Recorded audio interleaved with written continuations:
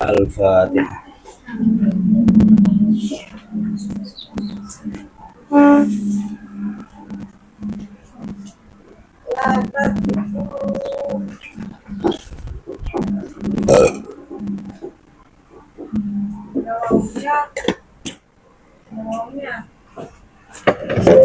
Bismillahirrahmanirrahim.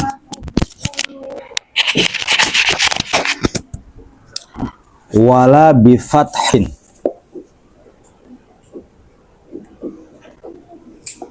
lan ora sebab ngelingaken.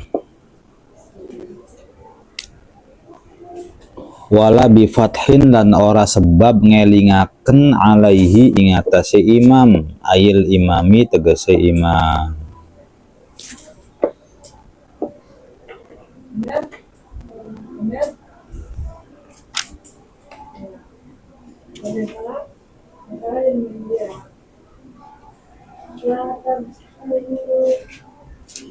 Idza tawaqqafa ing dalem nalikane mandeg sapa imam, fiha ing dalam Fatihah,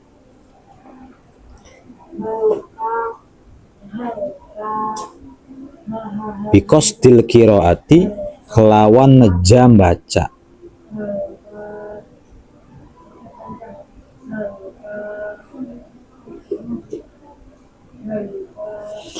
walau ma'al fathi, lan senejan sartane ngelingaken.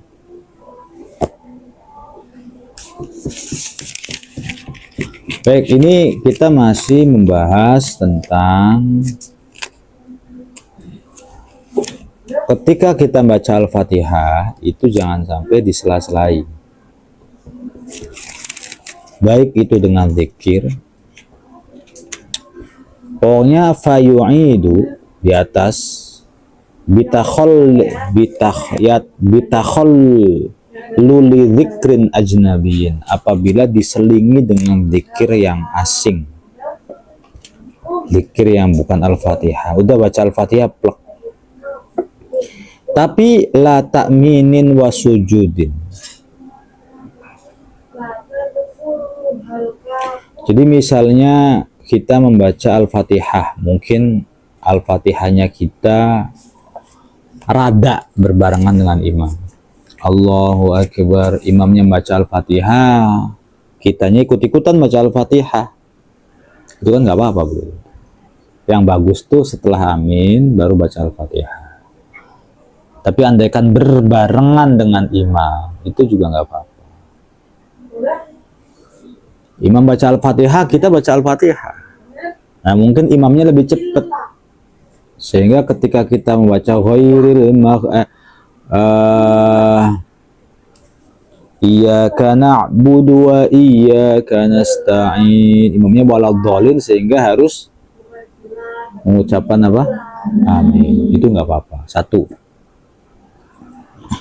Wasujudin, kita lagi baca Al-Fatihah, imamnya baca surat sajadah atau ayat sajadah sehingga harus sujud, itu juga tidak apa-apa. Wa du'ain, atau kita lagi baca Al-Fatihah, imamnya itu baca yang doa-doa, fa yu'adzibuhullahul 'adzabal akbar, kita iyyaka na'budu wa iyyaka nasta'in. Lalu disela-selai Allahumma inni a'udzubika min adzabikal akbar. Begitu ya. Dan tidak apa-apa wala bifathin alaihi, jika memang niatnya itu mengingatkan imam. Idza tawaqqafa fiha biqasdil qiraah, imamnya lagi baca Al-Fatihah lalu berhenti imamnya. Begitu. Lalu berhenti imam. Lalu kita menduga imam lupa. Iyyaka na'budu wa iyyaka nasta'in. Nah, makmum sebenarnya dia lagi baca Al-Fatihah sendiri. Cuma karena pengen ngingetin imam, ihdinas.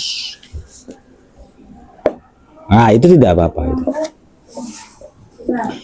Wa mahalluhu, lan utawi panggonane fathun, mengingatkan. Kama kaya barang kola kang ngendika sapa syekhuna gurune kita iku insakata lamun mandeg sapa imam. Kalau imamnya berhenti, silakan fathun mengingatkan. Wa illalan lamun ora sakata koto amongko megot opo fatah al mualata ing nuli-nuli. Orang imamnya mualah je. Imamnya itu nggak diem je. Lanjut tiba-tiba kita yang ngingetin. Ya sialah kitanya berarti. Nah kita ngingetin sehingga membuyarkan bacaan Al-Fatihah kita itu kita harus anggap aja yang ulang lagi.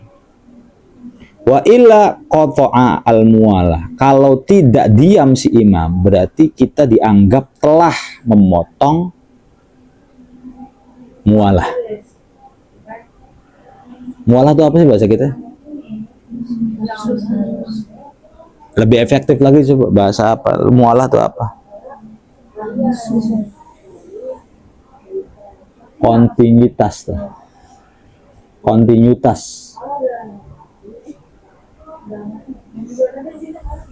Keberlangsungan.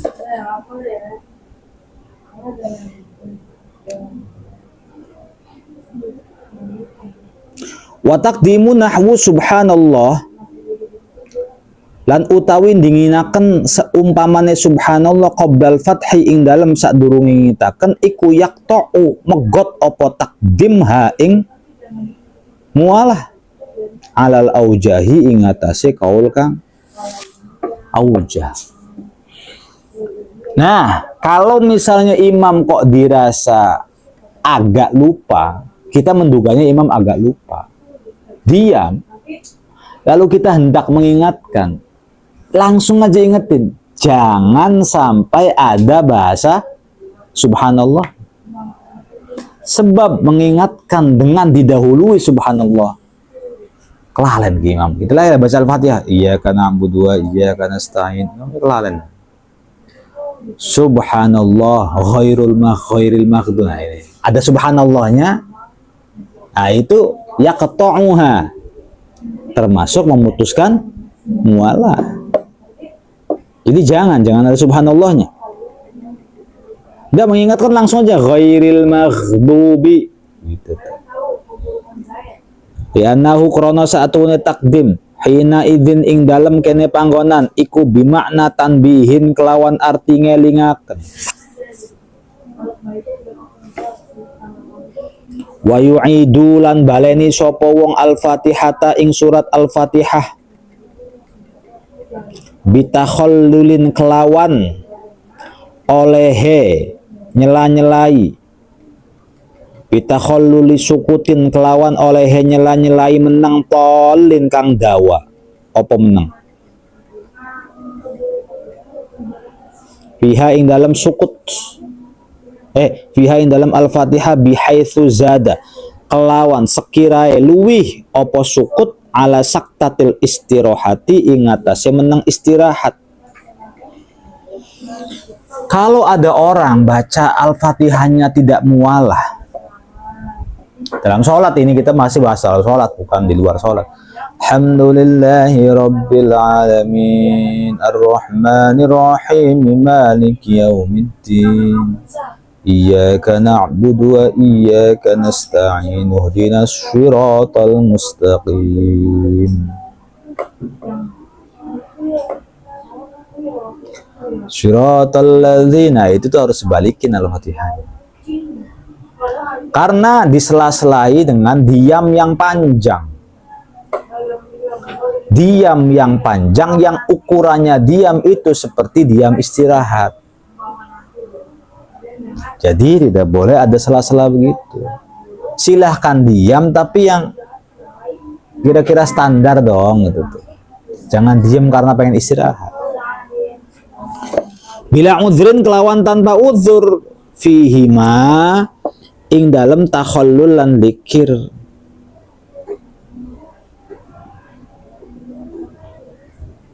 Min jahlin saking jahil awasahwin lan lali.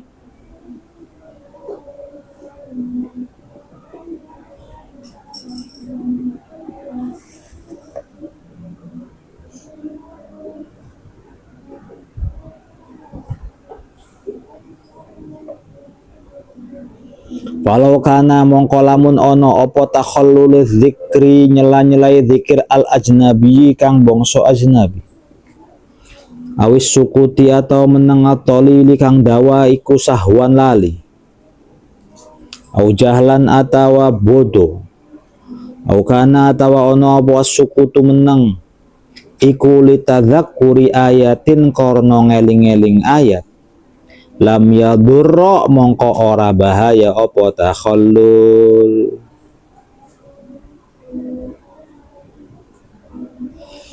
Kalau ada orang,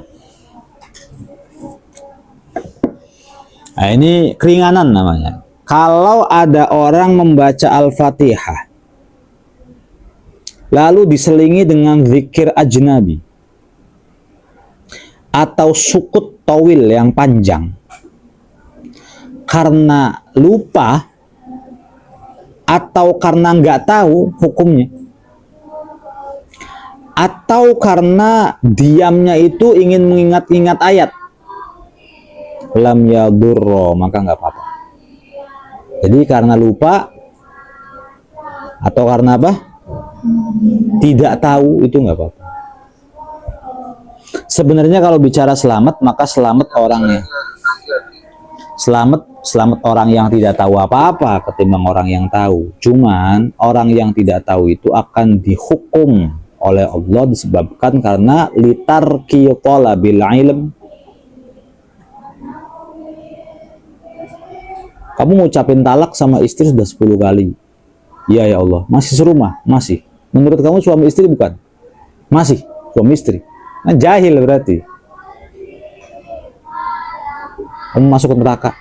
Loh, apa salahnya saya ke neraka? Karena litarki tolabil ilmi. Artinya begitu ya.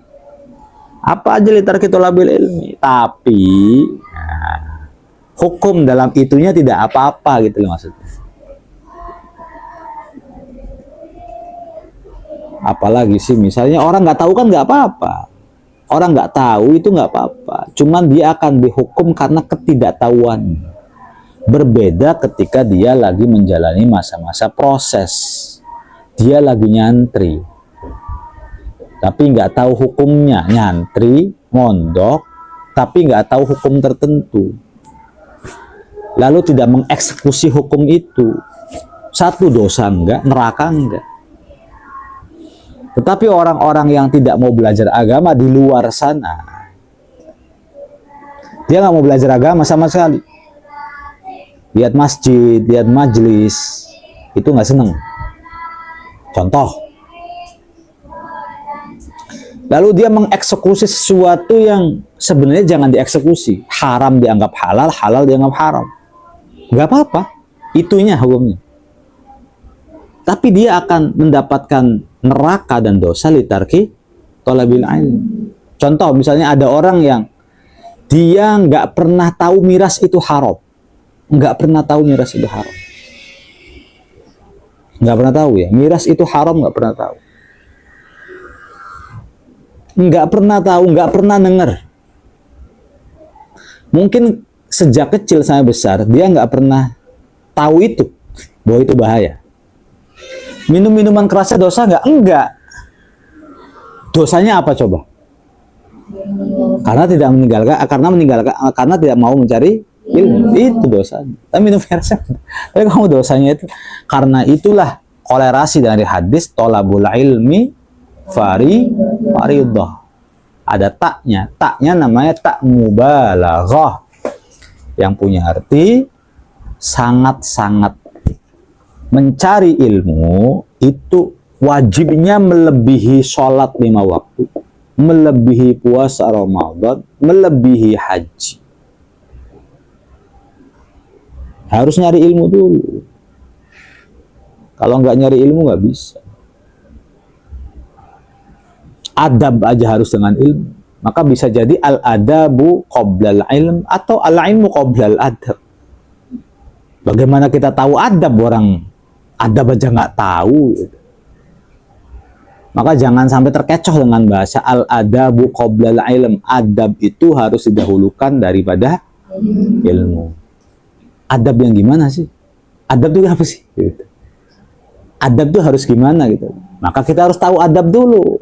Maka nanti lama-kelamaan kayak ayam dan telur. Adab sama ilmu tuh. Mana duluan coba, ayam apa telur? Ya nggak tahu jawabannya. Sebegitu juga adab dengan ilmu.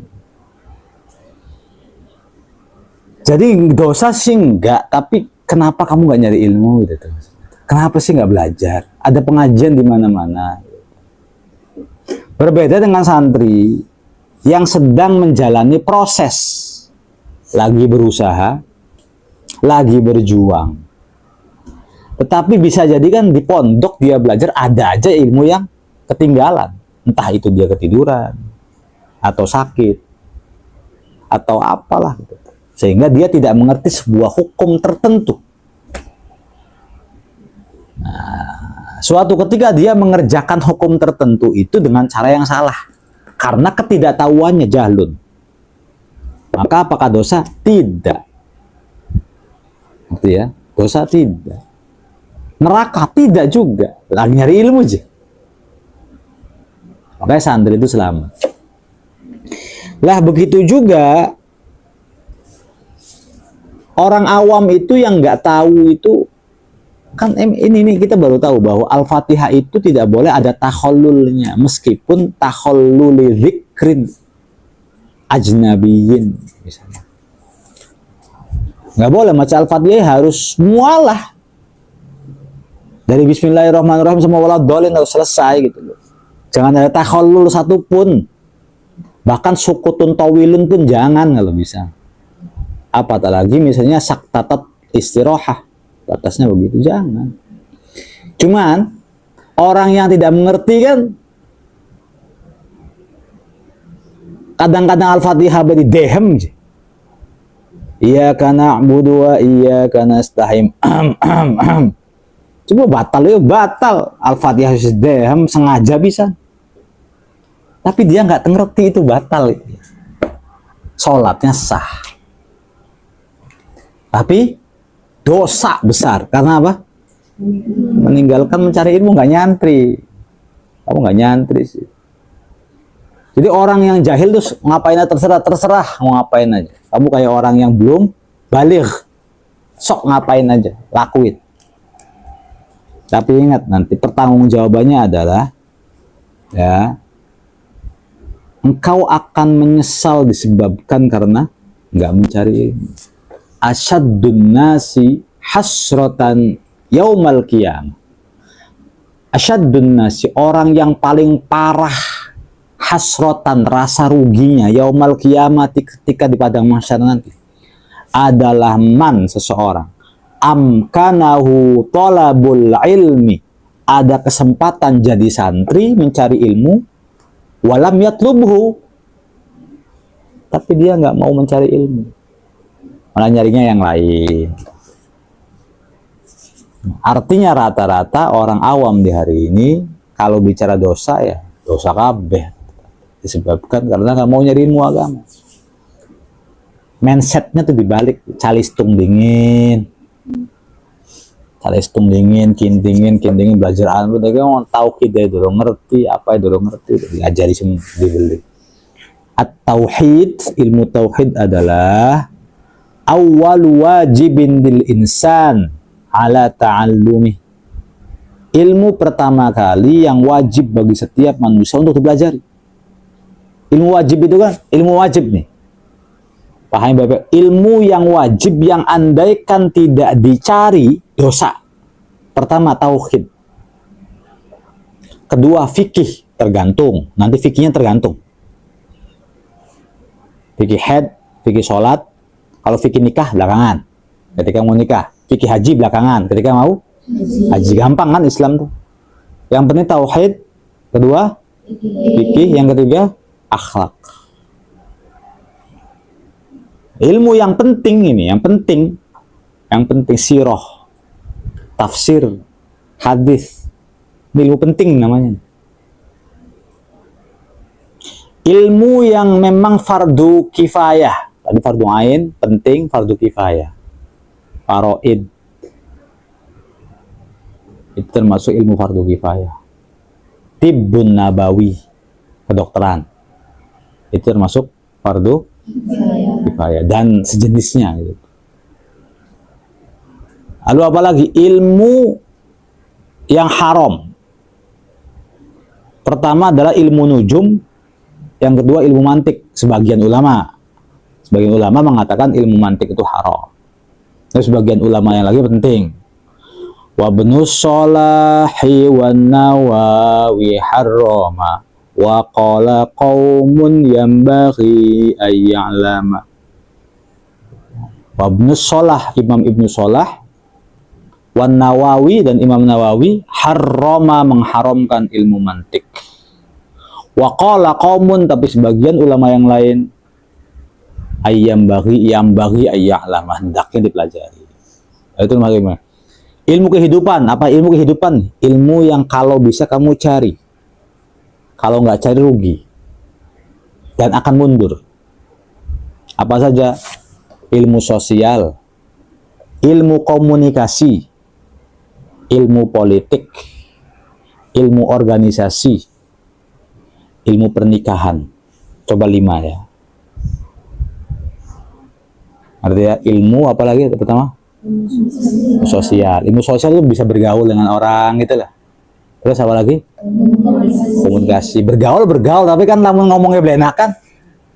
Iya, nggak enak kan? Apa lagi? Politik. Isi daripada omongan itu. Arti kan? Terus? Organisasi, manajemen dalam kehidupan. Terus lagi ilmu pernikahan.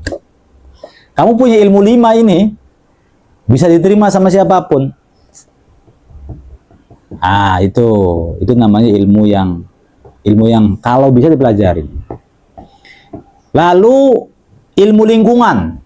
Lingkungan itu adab dan bahasa cuma 2. Jadi nggak perlu kita belajar bahasa Inggris sebenarnya. Langsung saja ke Inggris, pulang-pulang juga bisa bahasa Inggris.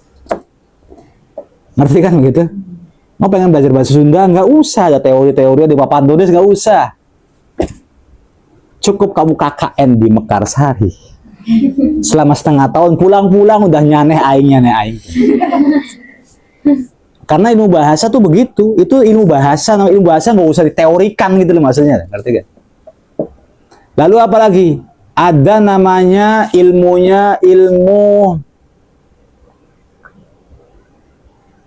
profesi. Fisika. Nanti jadi ilmuwan maksudnya. Fisika, lalu kimia, lalu biologi. Nah, itu tuh namanya ilmu profesi. Artinya begitu ya. Kalau calistung ilmu dasar, ilmu harus dikerjakan. Tapi, rata-rata orang nggak ngerti nih. Mana yang dulu, mana yang apa. Kalau profesi, kalau pengen, misal, kamu pengen menjadi seorang penemu profesor, silakan belajar geografi apa, kimia atau geografi dari sekarang. Wow, tapi karirnya jangan mandek gitu loh, jangan tiba-tiba di tengah-tengah perjalanan lalu ngiler sama gitar jadi pengen gitar, jangan begitu. Profesi kimia dikembangin, diuletin sampai matang, sampai jadi profesornya, pelajari kimia. Tapi kalau tidak ada tujuan untuk jadi profesor atau jadi penemu, udah nggak usah dipelajari. Apa ada orang di warung makan atau lalu ngomongin biologi, apalagi fisika? Nggak ada, nak. Paling-palingnya tadi tuh 5 perlu. Sosial, ya kan?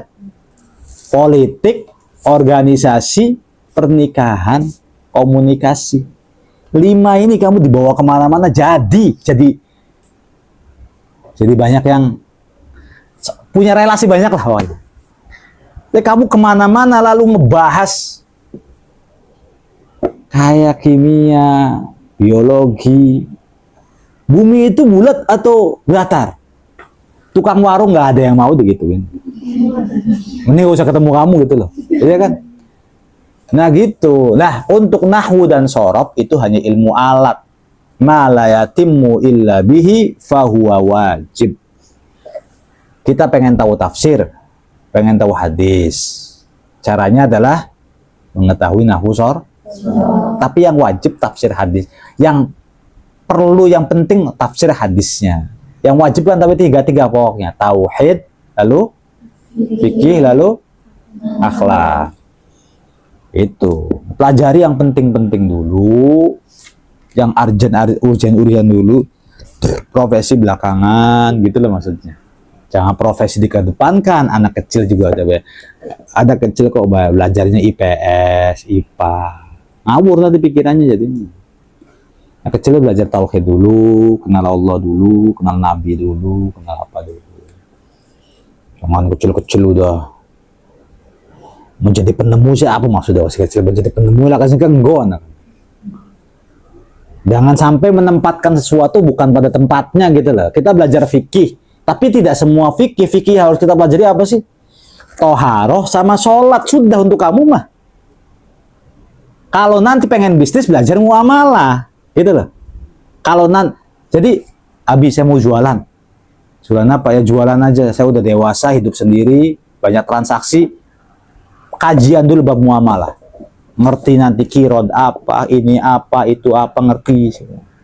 Tidak harus dipelajari sekarang gitu maksudnya. Begitu juga ilmu pernikahan tidak harus dipelajari sekarang. Tapi dipelajari 2 bulan sebelum menikah. Ilmu haji juga begitu. Masa ya ilmu haji dipelajari sejak TK tuh piben jadi. Ana manasik haji nih waktu belah muter-muter aja. Ya Robbi. Hei, hukum buat apa? Sok dia manasik haji, ya. Wong guru TK daripada haji. Daripada haji. Coba dari manasik. Nanti ketika SD pergaulan dengan handphone hilang setengah sendirinya sih. Terus kalau pengen jalan-jalan, pengen mendapatkan profit, keuntungan, terus aja kolam renang juga bisa gitu. Sekarang anak-anak kecil pura-pura ada yang jadi lebih, ada yang jadi penghulu, laki-lakinya itu pakai UKS pengantin, kobil tuh gitu loh. Sekalian dipelajari begitu. Jangan tanggung-tanggung, haji dipelajari, umroh dipelajari. Kisos lah bisa dipelajari dengan TK. Oh laka, maksud laka hitung-hitung, nggak hitung-hitungan. Orang nggak ngerti mana ilmu yang penting, mana yang nggak penting tuh. Sehingga pada umumnya karena nggak tahu ilmu yang penting dan nggak penting, seumuran kamu tuh masih kayak bocah SD kelas loro, anak-anak. Kelas 3 MTS, 3 SMA. Lumayan kamu tuh bisa ngajar Buddha, sosial lumayan. Dikit demi dikit belajar. Ya di luar sana tuh ngeblank, anak-anak ngeblank di luar sana tuh. Orang-orang sekolah tuh anak-anak ngeblank.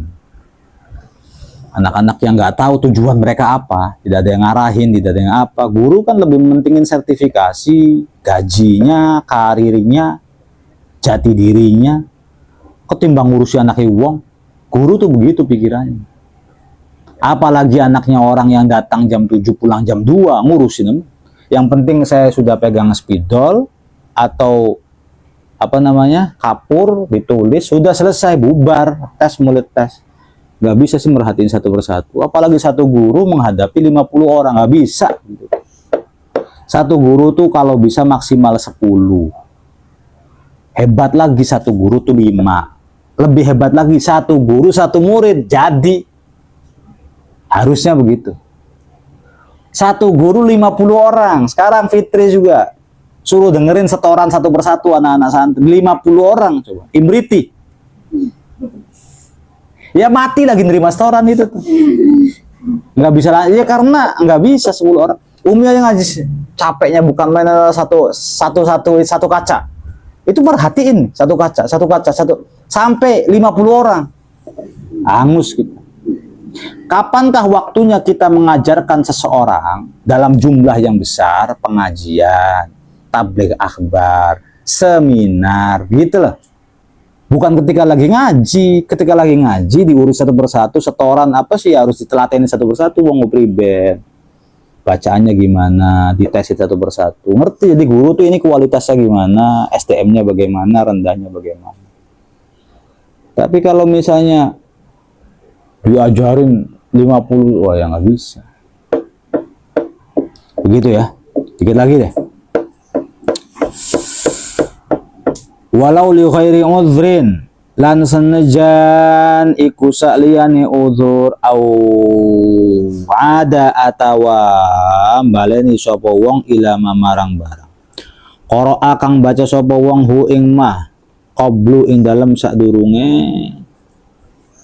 sampurnane mah istamarro mongko netepi alal aujuhi ing atase kaul kang luwih cohe. Jadi kalau misalnya diamnya lama disela-selai karena zikir atau ya karena jahil atau karena lupa maka tidak apa-apa. Seperti halnya apabila lau karroro ayatan, apabila seseorang mengulang-ulang ayat. Bismillahirrahmanirrahim, alhamdulillahirabbil alamin, arrahmanirrahim, arrahmanirrahim, alhamdulillahirabbil alamin. Ada kan orang begitu kadang-kadang. Lau karroro ayat minha dari Al-Fatihah fi mahalliha pada tempatnya. Walau li ghairi udrin, gak ada udzur, cuma diulang-ulang aja gitu loh maksudnya. Au ada ila ma qarawat, bolak-balik. Wastamarro, lalu berjalan begitu alal aujuh, maka di atas lam yadurro itu pun tidak berbahaya bagi orang yang jahil atau sahi. Orang yang tidak ngerti apa-apa atau orang yang lupa. Wallahu a'lam.